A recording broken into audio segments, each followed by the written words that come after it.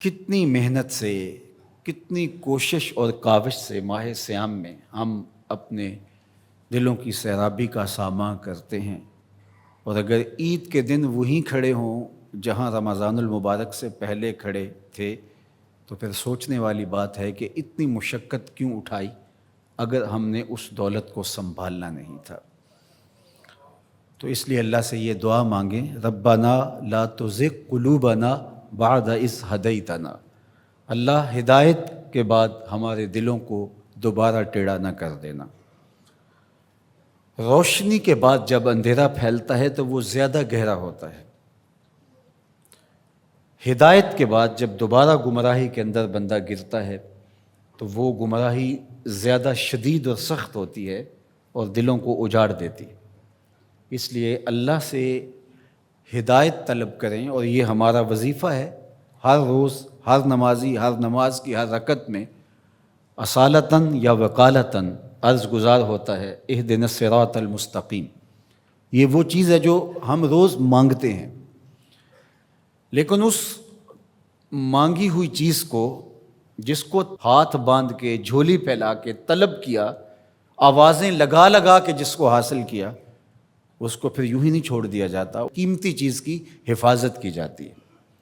تو یہ جو دولت ماہ صیام میں اللہ نے ہمیں نصیب کی، اس کو روحوں میں جذب کرنا ہے، اس کو باطن میں اتارنا ہے، تاکہ ہمارے دل سیدھے ہونے کے بعد دوبارہ ٹیڑھے نہ ہو جائیں، اور پھر وہی اندھیرے، وہی گمراہیاں، وہی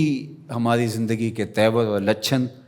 ہمارے لیے بربادی کا پیغام لے کر آئیں اور ہم اپنی خواہشات کے اسیر ہو کے رہ جائیں۔ دوسری بات، کتاب رحمت قرآن مجید میں اللہ تعالیٰ جل شانہ نے اہل ایمان کو ارشاد فرمایا، وَلَا تَهِنُوا وَلَا تَحْزَنُوا وَأَنْتُمُ الْأَعْلَوْنَ إِن كُنتُم مُؤْمِنِينَ، کمزوری نہ دکھانا اور خوف نہ کھانا، غم نہ کرنا، تم ہی سر بلند ہو، عزتوں کا تاج تمہارے ہی سر پہ رکھیں گے،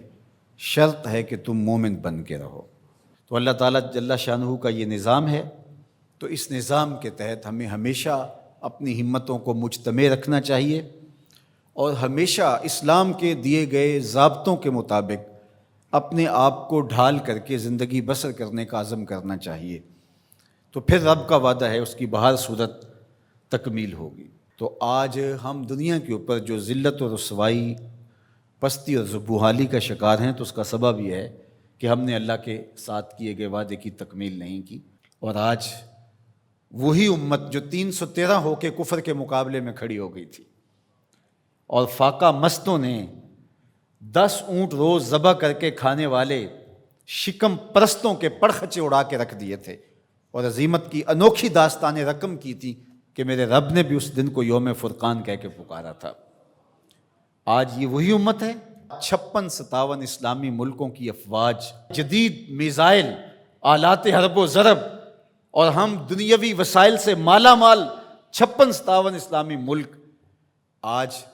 یہ منتیں کرتے پھرتے ہیں کہ سلامتی کونسل کا اجلاس ہی طلب کر لیا جائے، اور وہ کس بے نیازی کے ساتھ کہتے ہیں کہ نہیں اب چند دن بعد کریں گے۔ کیا یہ دن بھی ہم نے دیکھنے تھے؟ عجیب بے بسی کی صورت ہے، اللہ اس امت کو کھویا ہوا وقار عطا کرے، اور یہ ہمیں سزا مل رہی ہے جو ہم نے حضور کو دکھ دیا۔ میں آپ سے پوچھتا ہوں، گھر کے سربراہ کو کتنی تکلیف ہوتی ہے جب اس کے بیٹے آپس میں لڑ رہے ہوتے ہیں؟ اس کا دل خون کے آنسو ہوتا ہے۔ تو جب امت آپس میں 73 گروہوں میں بٹی ہو تو رسول اللہ کو کتنی تکلیف ہوتی ہوگی؟ گنبد خضرا میں حضور کتنے دکھی ہوتے ہوں گے۔ تنکا تنکا کر کے حضور نے یہ امت جوڑی تھی، تنکا تنکا کر کے کتنی اذیتیں کاٹی تھی حضور نے اس امت کے لیے۔ مختلف مزاجوں کے لوگ کو ایک امت بنایا تھا حضور نے۔ سلمان فارس سے آئے تھے، صہیب روم سے آئے تھے، بلال حبشے کے تھے، حضرت ابو بکر و عمر مکے کے تھے، حضرت سعد مدینے کے تھے، کہاں کہاں سے لوگ آئے، ان سب کو جوڑ کر کے ایک مزاج دیا اور وحدت کی لڑی کے اندر اس امت کو پرو دیا۔ یہ امت واحدہ بنی، سب کا درد سانجھا ہو گیا۔ تو کتنی حضور کو ہم نے اذیت پہنچائی، 73 گروہوں میں بٹ کر کے، 57 ٹکڑیوں میں تقسیم ہو کر کے۔ اس لیے ہمیں ایک تو پختگی کے ساتھ دین کے بتائے ہوئے اصولوں پر کاربند ہونا پڑے گا، اور دوسرا ہمیں حقیقی معنی کے اندر امت واحدہ کے تصور کو اجاگر کرنا ہوگا، پھر انشاءاللہ راستے ملیں گے۔ اللہ اپنے بندوں کو کبھی بھی تنہا نہیں چھوڑے گا۔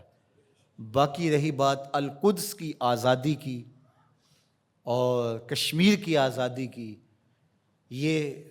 سزائیں ہمیں دیکھنا پڑ رہی ہیں کہ ہم اپنی آنکھوں سے یہ اذیتیں دیکھ رہے ہیں، لیکن یہ امت مسلمہ کا مقسوم ہے کہ قدس کے اوپر بھی جھنڈا میرے حضور کا ہوگا